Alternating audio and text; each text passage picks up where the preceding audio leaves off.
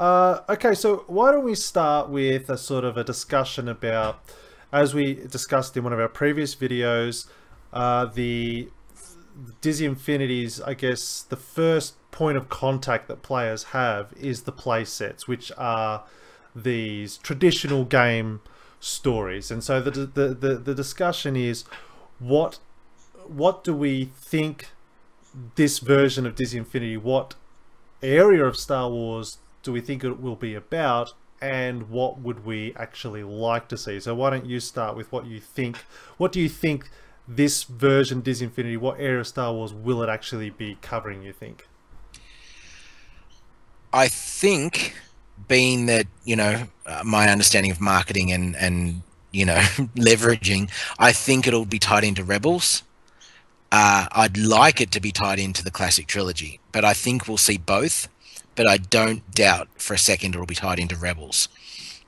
I guess if we take the previous ones that have come out, that would kind of make sense. It would make sense that we'd get either the main playset being on Rebels, or even based on Episode 7. And then we'll get a sort of a taste of a playset that will be based on originals. And I think it'll probably be either a New Hope playset or an Empire playset or something. I think they'd even truncate it more than that. I think they'd make it a classic trilogy playset, and you'd probably like play Star Wars through originals. Yeah, like Star Wars originals, Yeah. as opposed to Disney originals. So you'd have Star Wars originals, and you'd play through Hoth and Bespin and or Cloud City for those that aren't anywhere near as geeky as me. Yeah. And an indoor playset with speeder bikes and stuff like that. I think that would be one, but I think place an Episode 7 one would probably be on the cards, the same way that we got we didn't just get a Monsters playset, we got a Monsters University playset. Because that was tied into the most recent movie. We didn't, Mike's got his braces on and they go through Monsters U. It's not set at the Scream Academy, or no, what is it? Where they work. Yeah, Monsters Incorporated. Yeah. There. Man, that's almost embarrassing that I couldn't think of that. For those, that's really again, the shameful. Infinity initiated, just to explain, with Marvel 2.0, we had the Marvel playsets, but then there was a whole set called Disney Originals. Which was all the original Disney characters. Well, I think it'll continue to be broken down into that. They've got the Disney originals, and they've got the Marvel characters, and then it'll be, Disney originals, Marvel, and then Star Wars, and then there could be a subset of Star Wars that is Star Wars originals. Or it might be Star Wars, and then Star Wars Rebels might be the subset, because that's the newer, there's lesser characters, all that sort of stuff. But I think we'll see the tradition continue like they've done with all the properties based on films, that it won't follow the linear storytelling of the movie. Avengers didn't do it, Monsters University didn't do it, Pirates of the Caribbean didn't do it. They're set in those worlds, but they don't follow the storyline of the film. And I think that works. You don't want to just play through, because then you know what's coming, then you know what happens. The way this is done is a much better way of doing it. You get to play in the world. It also encourages the toy box building, because you're not going, okay, they can make the movie, it's easy for them, but what do I come with as an original challenge? Whereas they're doing original stuff off the bat. So I think that adds to the creative spark.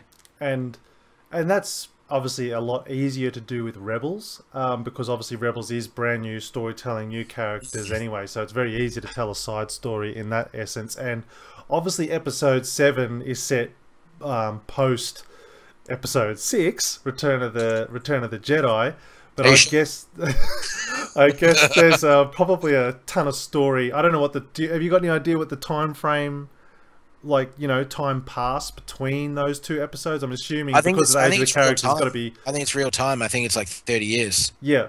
So there's Luke's obviously now, a chunk and the in funny there that they thing could tell that links 6 to absolutely. 7 through a playset. Yeah, they could do that. They could have a transition playset, but that would have to really open it up. And I think you're either going to get, this is more a discussion for the figures, but I think they'll keep it. If they keep it to Episode 7, does that mean we're going to get an old Han figure as opposed to a classic trilogy Han figure? Well, yeah, that's a good point. But so I hadn't even thought of that. Or maybe Episode 7 will be kept to the new generation of figures, and then the classic characters from the episode 7 will be kept to the classic figures. Because but as far as play sets go, I think we'll be stuck with or stuck with what I was thinking was they will stick to the new film, the new show, and I would be surprised if we didn't get a classic trilogy playset.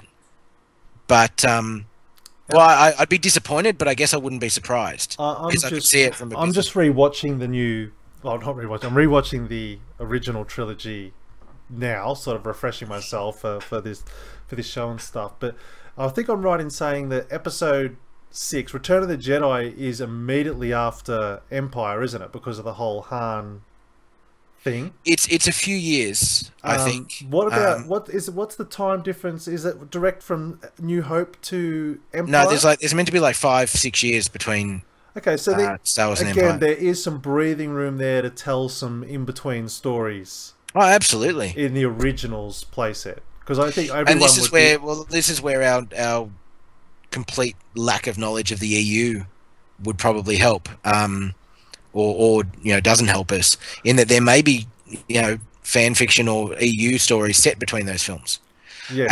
Actually, I know there is a book that was, I think, referred to as canon called Shadows of the Empire, and that's one of the only EU books I read, and that was set between Empire and Jedi. And I know the book cover, the main villain in that was Zizor, spelled with an X. And I'm pretty sure they used what's his name? The actor that was in Top Gun. I think he played Jester in Top Gun, and he was in Starship Troopers. Michael Ironside. Yes. I'm pretty sure they used his face for the villain. Like, he was green with a top head ponytail and big long fingers and stuff. But his face, I'd almost put money on the fact that they used his face as the basis. And they basically said, I remember reading the PR release, it had a comic, it had a video game, it had a novel. They basically said it's got everything a Star Wars film has except the film. It had figures, it had everything. And it was a way of doing it. I think if that was an initiative done in today's business model of filmmaking, they probably would have gone and made it. Yeah. The actors probably would have been young enough to with a bit of makeup and whatever and hair dye to go back in and do the roles. But it was that I did read that, and that was set in that time period because there were such gaps between the canon films. Yeah. Well, as I said, I think I would be disappointed. Well, not disappointed, but as you said, I don't think we want a retelling of A New Hope. We don't want a retelling. Like, we've seen that many times before. Most video games in the past. Well, every video game to date, almost. Exactly. Apart from this latest generation. And Infinity's never done that. They've never retold just a straight retelling of a story, which, in general, is boring because you know the story. Like, any retelling of a movie is like, well, I watched the movie. Why do I need to play this? I know how it's going to end or whatnot. I think they used to do that just purely almost from the limitations of video games, and they thought that was the way to market it. You've seen the movie, now live the adventure, and so now you're jumping from sail barge to sail barge, and it's just a variation on the moving platform game, Exactly. So they had to kind of come up with something that was within the realms of or the capacity of the video game dynamics. But now we're not limited to that. You've got full 360 rotation, you've got unlimited potential almost, so they can open it up.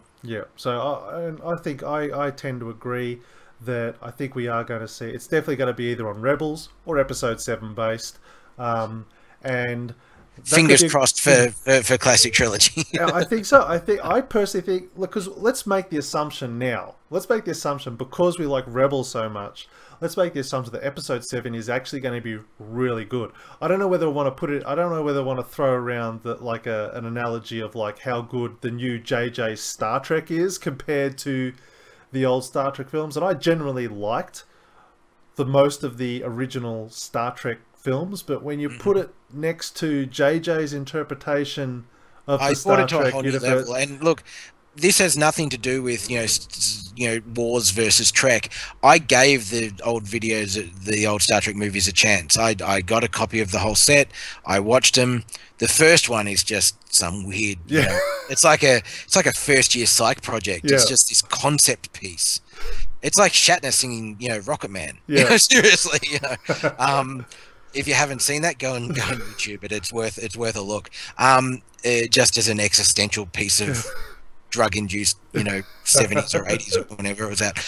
But it's one of those things of I've given him a shot. And look, as someone who loves movies and was never, even though I was a massive Star Wars fan, I've always been in my own little world and was kind of naive to the whole Trek versus Wars until the internet exploded. But look, I watched them and they were okay, but I was never a fan. But I tell you what, I'm hanging for the next Star Trek movie because, and I said to someone years ago, between the prequel trilogies and then J.J. Abrams' movie remakes or reboots or semi-reboots with time travel, I never thought I'd see the day where I loved a Star Trek movie and didn't want to see another Star Wars movie.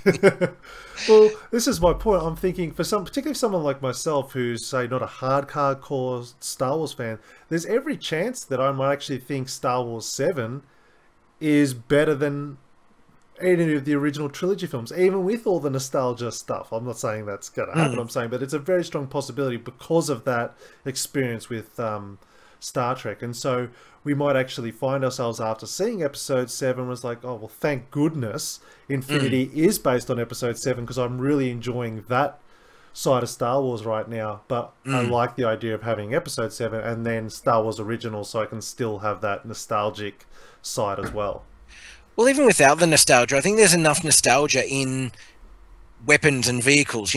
Star Wars is lightsabers, so you're going to have lightsabers, so that's going to be nostalgic. You don't have to have the same lines, you don't have to have the same characters, you don't have to have the same, and that's the thing. I think I mean, we're getting into episode 7 speculation here, but I think it's one of those things that people don't realize, that you don't have to have all the same characters. Don't get me wrong, I'm rapt that they've got Han, Luke, and Leia in this. I don't know if Lando's going to be there.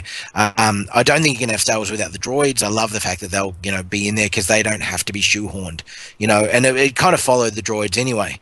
But I think it's not about the effects. I think it's about or the same characters. That the video game movies that have come out of these games, the cinematic trailers that came out for the Old Republic, game, had me more enthralled than any of the prequel films did. So seeing Star Wars with those new filmmaking techniques, handheld action scenes, big epic battles that they can do with digital extensions now, new effects, force pushes where they push the character and they go into a wall and the wall cracks because there's that much impact to it. Dynamic effects of today's age in a Star Wars film with J.J. Abrams. It's, I'm very optimistic. Yes, I think that's a good way to look at it. Optimistic is the right word. I must admit, as you said, that's the one thing that I feel not lacks, but even after the original, like the prequels, go after those lightsaber battles. The lightsaber battles were quite decent, and they do kind of make the originals lightsaber battles look quite slow, which sort of does Well, the Obi-Wan Anakin one definitely does. Yeah. Maybe we can have a podcast theme of inconsistencies of the Star Wars prequels, but even the one with Yoda and Dooku I thought was quite slow. Yeah. And the one with maybe once it got into it was okay, but there was a lot of banter at the start and exposition explaining that I didn't think was necessary. But there's one with I think it's Anakin and Dooku. And they filmed it with, instead of lightsabers, they actually held long, fluorescent lit tubes. So as they swung it around or held it up, you got the glow on their face, which they don't get in as a practical bonus when filming because it's all added after. But all they did was kind of swung it around a bit. And so it's a whole lot of shots backwards and forwards of them just swinging lightsabers in front of their faces. And it's, as far as timing and pacing and fight choreography, it's atrocious. Right. So I think if you went back and watched the prequels, they were fast compared to what you were used to.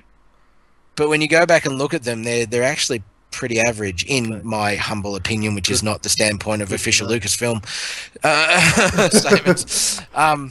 you know, but I'm looking forward to what they're doing with it now. Yeah, well, that's that's enough of our opinion. Let us know if you're watching this and you know a bit about the extended universe. Let us know in the comments what you think that the stories should be. I mean, like, they might have already been told, but what stories do you think should be told for the originals, the in-between films, so to speak, for a Disney Infinity playset? What stories would you like to see, or even standalone stories on some of the characters? But what would you like to see in a playset? And we'll certainly discuss the best ideas in our comment review show later on later on in the week.